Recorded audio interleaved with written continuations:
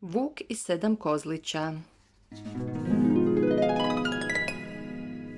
U lijepoj kućici na selu živjela mama koza sa svojih 7 kozlića.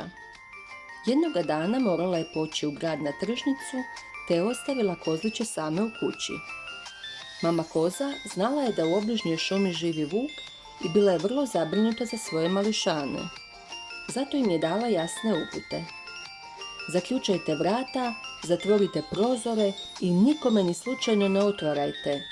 Ja ću pokucati i pokazati svoju bijelu nogu.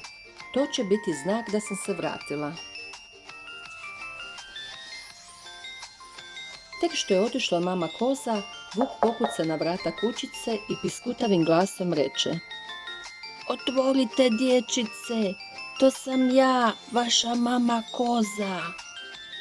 Kozlići su tražili da im pokaže nožicu, a kada je vuk pokazao svoju dlakavu smeđu šapu, odmah su se razbježali po kući. Vuk nije mogao ući u kućicu, pa je počeo razmišljati kako prevariti kozliće. Nakon nekog vremena se sjetio, uvaljat će svoje šape u brašno. Zamišljeno, učinjeno. Vuk je skočio na kolo jednog seljaka koji je prevozio pune vreće brašna i otrčao natrag prema kućici. Vuk je opet piskutavim glasom odglumio mamu kozu, a kada je pružio bijele šape, kozlići su doista pomislili da im se vratila mama. Otvorili su vrata, a Vuk ih je jednog po jednog hvatao i u jednom zalogaju gutao. Spasio se samo najmlađi kozlić. Kada se mama koza vratila kući, umalo nije pala u nesvijest.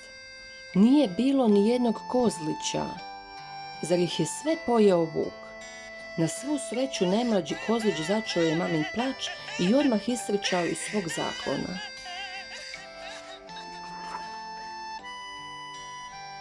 Kozlić je znao da su mu braća i sestre živi jer ih je preždrljivi vuk samo progutao. Mama koza stoga je uzela velike škare i krenula tražiti vuka. Mama i kozlić nisu morali daleko tražiti. Našli su ga kako spava ispod obližnjeg drveta. Mama se odmah bacila na posao. Škarama je izrezala vukov trbuh te jednog po jednog izvukla svih 6 kozlića. Kako je vuk spavao tvrdim snom, mama i kozlići napunili su mu trbuh teškim kamenjem. Vuk se probudio vrlo žedan, no čim se nagnuo popiti vode, teško kamenje u trbuhu provalilo ga je u rijeku.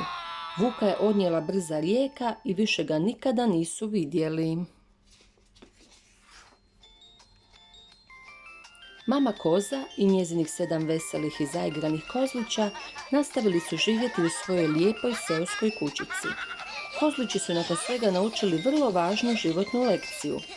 Vrata se nikada ne otvaraju neznancima i što je još važnije, uvijek treba slušati svoju mamu.